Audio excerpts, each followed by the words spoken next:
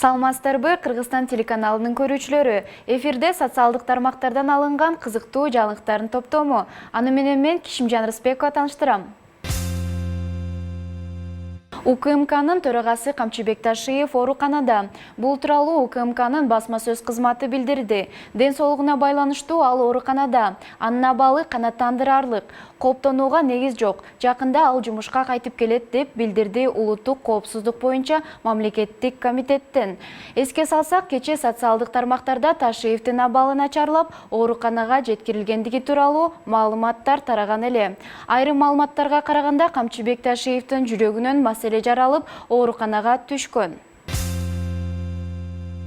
Орусиянын мамлекеттик думасы Кыргызстандагы орус тилинин статусу боюнча билдирүүгө реакция жасады. Мамлекеттик думасынын вице-спикери Игорь Лебедев Кыргызстанда орус тилин расмий макамынан ажыратуу боюнча сунушталып жаткан маселеге комментарий берди. Ал парламентарий Кыргызстандын мындай аракетине таптакыр таң калган жокмун деди. Мурунку Советтер Союзунун көпчүлүк өлкөлөрү буга чейин эле муну жасаган. Мурунку советтик республикалардын баары Россиядан алыстаган жыл сайын көбүрөөк байкалат деп түшүндүрдү. Эгерде орус тили акыры расмий макамынан ажыратылса, анда Москванын бир гана реакциясы Кыргызстанда жашаган орус улутундагыларга Орусиянын жарандыгын алуу боюнча колдоо болушу мүмкүн. Конституциянын жаңы долбоорунда орус тили расмий тил бойдон калат. Бул тууралуу Конституциялык жыйындын адамдын жана жарандын укуктары жана эркиндиктери бөлүмүнүн башчысы Нурлан Шерипов онлайн брифингде билдирди.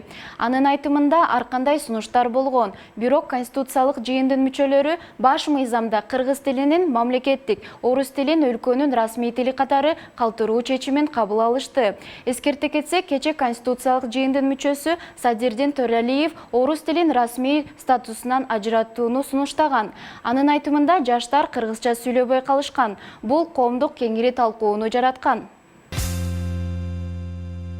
Президенттин жогорку кеңештеги мурдагы өкүлү Курманбек Дыйканбаев улуттук коопсуздук боюнча мамлекеттик комитеттин убактылуу кармоочу жайына 2 айга камакка алынды. Мындай чечимди Бишкектин 1-май райондук соту чыгарды. Курманбек Дыйканбаев кызмат абалынан кыянаттык менен пайдаланууга шектелип, 24-ноябрда кармалган. УКМКнын маалыматына караганда, Дыйканбаев октябрда өткөн парламенттик шайлоо өнөктүгү учурунда мамлекеттик ишкананын жетекчисинен 7 миллион сом талап кылган. Ал кайсы бир саясий партиянын кызыкчылыгын көздөп, стратегиялык делген мамлекеттик ишкананын жетекчисин кызматтан алам деп опузалаганы айтылат. Ошондой эле опузалоо менен алынган 7 миллион сом шайлоо учурунда добуш сатып алууга жумшалганы айтылган. 27 ноябрдагы маалыматка караганда, Кыргызстанда кечетен бери коронавирустан 5 киши каза болду. Көз жумган бейтаптардын 4-өө Бишкек шаарынын, 1-өө Нарын облусунун тургуну болчу. Жалпысынан көз жумгандардын саны 1256 адамга жетти. Соңку бир күн ичинде вирустагы 377 адамдан табылды. Алардын эң көбү Чүй облусунда жана Бишкек шаарында. Ушуну менен оору жуктургандардын жалпы саны 71548 кишиге жетти. Бир күндө 402 адам айыгып чыкты.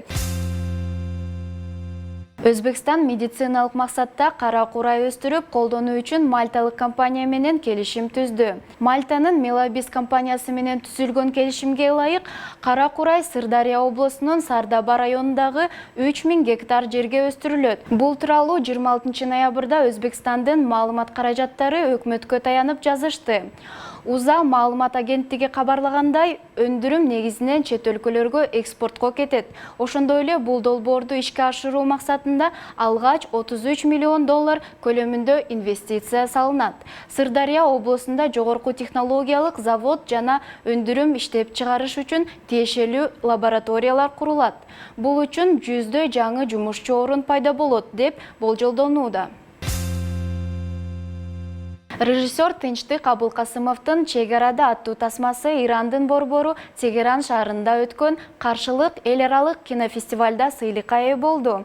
Бул тууралуу Кыргызфильм киностудиясы маалымат таратты. Белгилүү болгондой, тасманын сценарийин жазган Искандар Усмоновго кыска метраждуу тасманын эң мыкты сценарий үчүн сыйлыгы ыйгарылган. Аталган фестиваль Ирандагы эң беделдүү фестивалдардын бири. Анын тематикасы терроризм, расизм жана согушсуз дүйнө. Тасмада коңшу эки өлкөнүн чек арачыларынын туткунуна түшүп калган карыянын жашоосу чагылдырылат. Фильм 2019-жылы тартылган. Чек арада тасмасы буга чейин Орусияда өткөн Арт кино фестивалында байгелүү орунга ээ болсо, эл аралык Линк кинофестивалында жеңүүчү деп табылган. Ушуну менен Соцньюз программасына бөлүнгөн убакыт аягына келип жетти. Эфир аркылуу амандашканча сак саламатта калыңыздар.